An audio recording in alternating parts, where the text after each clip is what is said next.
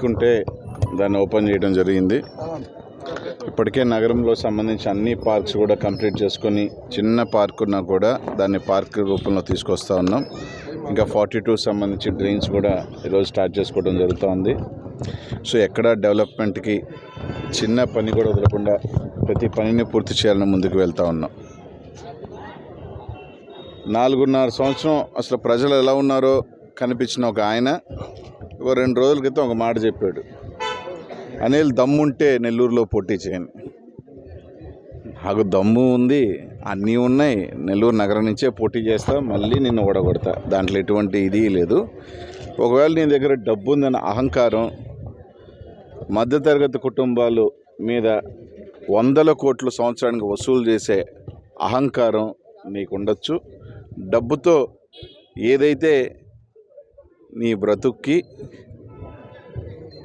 నేరుగా టికెట్ తెచ్చుకోలేక పైన ఒకరికి 30 కోట్లు ఒక పార్టీ వ్యక్తికి, కింద ఒక వ్యక్తికి 20 కోట్లు ఇచ్చి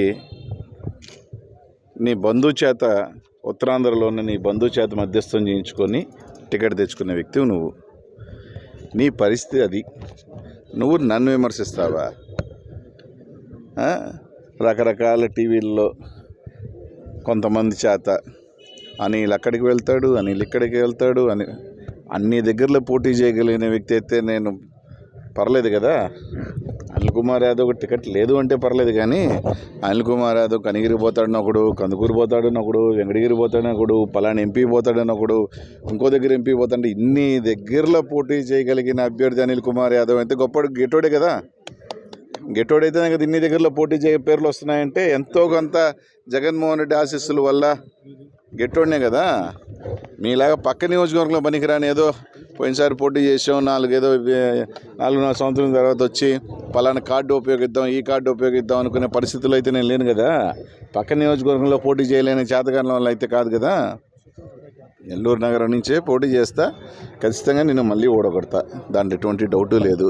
నీ డబ్బున్న మదం, డబ్బుతో నేను ఏమైనా కొంటాను, నాకు డబ్బు వెదజల్లితే నాకు ఓట్లు వేస్తారు, డబ్బు వెదజల్లితే నేను నాయకుల్ని కొంటాను, డబ్బు వెదజల్లితే కార్యకర్తలను కొంటాను అన్న నీ మదం ఉందే, ఖచ్చితంగా దాన్ని అనుస్తా.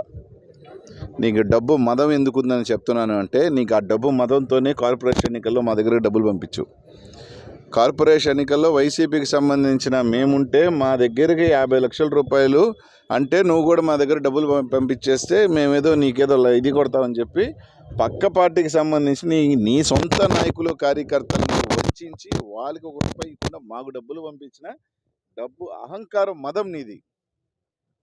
ఇన్నిసార్లు చెప్పాను, ఇప్పటికి కూడా నువ్వు నాకు డబ్బులు పంపించలేదు అని ధైర్యంగా చెప్పు. నువ్వు డబ్బులు నాకు 50 లక్షల రూపాయలు నా ఇంటికి పంపిస్తే మళ్ళీ నీకు ఫోన్ చేసి నీ డబ్బు నాకు వద్దు, తిరిగి పంపించిన వ్యక్తి అనిల్ కుమార్ యాదవ్ కాదా అని చెప్పు. డబ్బు కోసం కక్కుర్తిపడో, లేదా నువ్వు పంపించిన 50 లక్షల రూపాయలు ఇంట్లో పెట్టుకోనో టైపు నేను కాదు, ఇంకొకరు ఏమన్నా అయిండొచ్చేమో. అది నీ డబ్బు అహంకారం, మదం. ఆఖరికి నీకు మనుషులు లేక ఎన్టీఎం అనే పేరుతో నెల జీతాలు ఇచ్చుకొని తిప్పుకుంటున్నమాట వాస్తవం కాదా? నీకు నిజంగా నీకు నమ్మి నీకు కార్యకర్తలు ఎవడున్నారో చెప్పు. తెలుగుదేశానికి సంబంధించి నీ కార్యకర్తలు గుండె మీద చేసుకొని నీ మీద అభిమానం పనిచేసే కార్యకర్తలు ఎవరో చెప్పు నాకు. కొందరు గత్యంతరం లేక నీ దగ్గరున్న కొంతమంది కొన్ని రకాల వల్ల నా దగ్గరికి రాలేక అట్లాంటి వాళ్ళు తిరుగుతూ ఉన్నారు తప్ప వాస్తవం కాదా? ఈరోజు నువ్వు పలానా ఎన్టీఎం అని తిప్పుకుంటున్న వాళ్ళు నెల జీతంతో తిప్పుకుంటున్నావు. 4 నెలల తర్వాత వాళ్ళ కనీసం వాళ్ళ ప్రాంతాల్లో ప్రజల దగ్గరికి వెళితే ఆ ఎన్టీఎం ఎవరు ఉంటారా, పోతారా? నువ్వే ఉండవు, ఇంకా ఎన్టీఎం యాడ్ ఉంటుంది. ఏందేందో ఈ మధ్యకాలంలో ఏదో సాంగ్ చెప్పిన అన్ని పవన్లు వేస్తుంటే ఏలికి పవన్లు వేసిందంట. ఈయన కూడా గొంతెత్తి మాట్లాడుతున్నాడు జగన్మోహన్ రెడ్డి గారి గురించి రకరకాల కేర్ ఆఫ్ అడ్రస్. నువ్వు పెద్ద మనిషి పోయి నారాయణ అంటే డబ్బు ఉంటే నువ్వు పతివ్రతవే, నువ్వు దోపిడీదారుడు కాదా?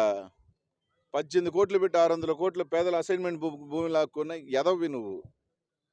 పేద బిడ్డలు, మధ్యతరగతి బిడ్డలు, పిల్లలు లక్షల రూపాయలు వసూలు జలగల్లాగా వసూలు చేసుకుంటున్న క్యారెక్టర్ నీది. నువ్వు మాట్లాడతావా? పొద్దున్న లేస్తే ఏ కార్యక్రమానికైనా కుటుంబ సమేతంగా తిరుగుతున్నావు. ఎందుకు తిరుగుతున్నావు అందరికీ తెలుసు. జనాలకి ఇంకో అనుమానాలు రాకూడదని. నేను నోరెత్తి నన్ను కూడా మాట్లాడి చాలా నీచంగా మాట్లాడతా. ఒక గౌరవం ఇస్తా ఉన్నా, గౌరవంతో తగ్గట్టు మాట్లాడు. దమ్ములు గిమ్ముల గురించి నువ్వు నా దగ్గర మాట్లాడమాకబ్బా. నా దమ్ము ఏందో జిల్లా చూసింది చాలామంది చూసారా. ఏది చెప్పు? వేరే వాడు ఎవడో బిడ్డ, పేద బిడ్డ ఆడన్నా స్కూల్లో చదువుకొని ర్యాంక్ తెచ్చుకుంటే ఆ ర్యాంకులు కొనుక్కునే బతుకు నీది. ఇప్పుడు కూడా చెప్తున్నా, నీ సీటుని 50 కోట్ల రూపాయలకి కొనుక్కున్నావు నువ్వు. వేరే పార్టీకి పైకి ఒక పార్టీ దగ్గరికి 30 కోట్లు ఇచ్చావు, కింద ఒకడికి 30 ఇచ్చావు, 20 ఇచ్చావు. ఇది వాస్తవం అని నేను కాదు చెప్తుంది. మళ్ళీ నేను అంటున్నాను కూడా, మీ తెలుగుదేశం పార్టీలో ఉన్న ముఖ్యులు అంటున్నారు ఈ మాట, గుసగుసలు మాట్లాడుతున్నారు.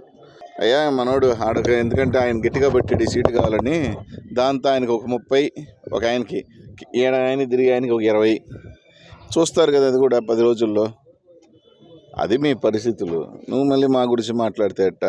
ఒక రోజు వేసుకొని తిరిగినట్టున్నాడు నేను చెప్పంగానే. ఎందుకురా నాయన ఇద్దరు కలిసి తిరగండి, ఆయనకు టికెట్ వస్తే ఆయనకు ఓటేంటి, నాకు టికెట్ వస్తే నాకు ఓటేంటి, ఆయనకు వస్తే నేను కనిపించను, ఆయన నాకు వస్తే ఆయన కనిపించను అని చెప్పి తిరగండి నన్ను. ఒకరోజు తిరిగినట్టున్నారు, మళ్ళీ 2 రోజులు మళ్ళీ పెట్టకలే. వద్దురా నాయన ఇది ఎవడిని మింగేస్తాడు అర్థం కావట్లేదని ఆ నెక్స్ట్ రోజు నుంచి ఎవరి దారి వాళ్ళది.